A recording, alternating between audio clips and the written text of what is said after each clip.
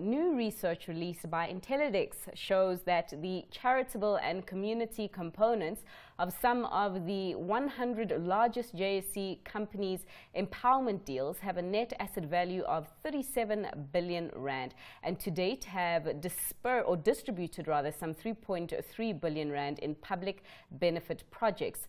Joining us now to talk about this is Tracey Henry, who is CEO of Tshikululu Social Investments. Tracey, thanks so much for your time. Did I say that correctly? Tshikululu. Tshikululu. Tshikululu. All right. Thank you so much there.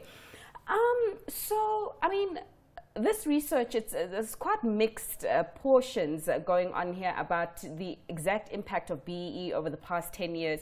But before we go into that, can you take us through exactly how you conducted it, how many companies you looked at, what the process was?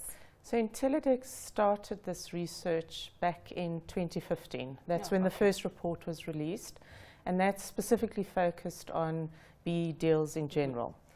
In 2017, a further report was released focusing on empowerment deals, particularly with a community focus. And as Tshikululu, we then really became interested in the research, and we wanted to understand in more detail what the BEE foundation landscape looks like. So we commissioned Intellidex, and they approached various companies from the top 100 JSE listed companies. We had 25 foundations participating in the research. Intellidex actually conducted the research on our behalf, and that included research, background document reviews, as well as interviews with various stakeholders. Sure. And if you had to describe the impact of BEE over the past 10 years, what would that description be? So our focus is particularly on managing BEE foundations, with a particular focus on initiatives that directly impact communities, whether it be in education, health, social development. And our various clients have very specific strategies that target their BEE communities and beneficiaries. And the research report goes into quite a bit of detail around some really good case studies that are focused on either in health, primary health care, education. And so what's really important about all of this work that we're doing in the BEE landscape is to ensure, first of all, that we have very clear strategies around what we intend to achieve with the funding that's available. And up front, to be also very clear about what does success look like. And to have very clear monitoring and evaluation indicators set in place so that we can evaluate progress as we go along. I mean, just reading the summary of the research, what I found very worrying is that quite a number of the BEE foundations in this report didn't actually have appropriate policies and procedures for asset management or an investment or finance committee to oversee risk management. So that is one of the key findings of the report, and I think as an outcome of this, is it really important to share that and to ensure that we use this as a platform to strengthen the sector. You know, a lot of these trusts are perpetual trusts, and if they're going to continue to operate, and that means they need to ensure that they generate income from their assets, we need to ensure that risks are mitigated and that the proper financial controls are indeed put in place.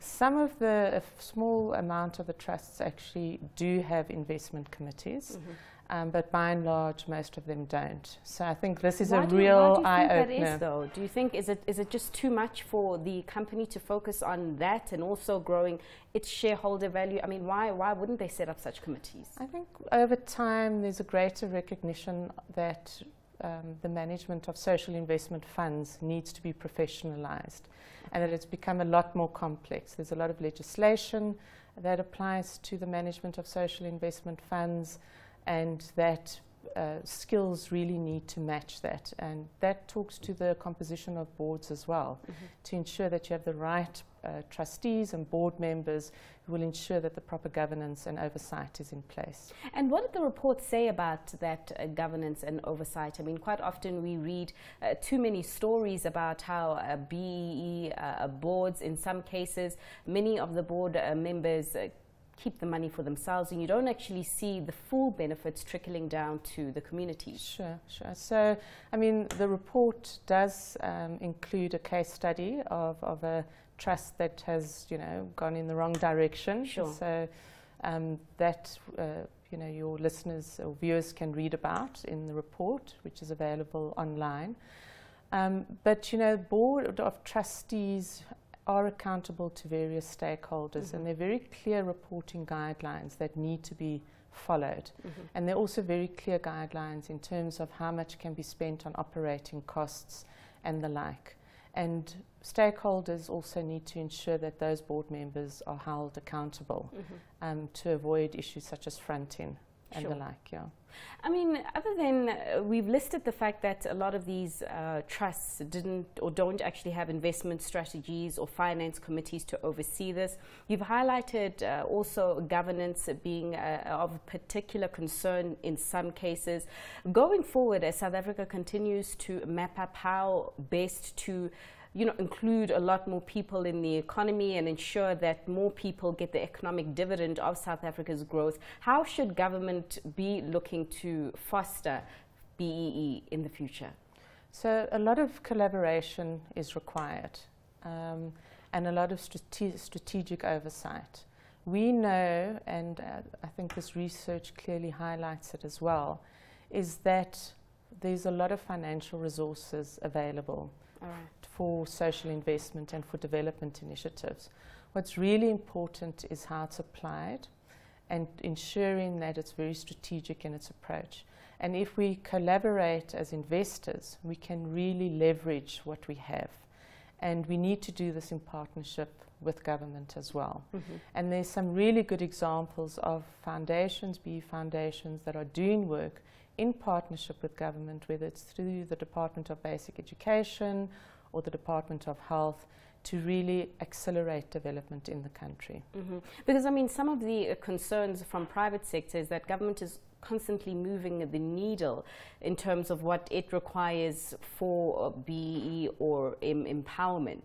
When you say that it needs to be applied strategically and properly, are you talking about that?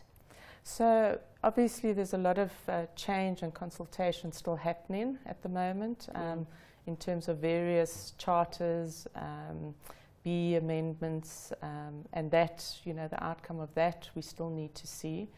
But what I'm really talking about is that when we look at BEE and we consider it in terms of the broader spirit of transformation, that as investors we need to ensure that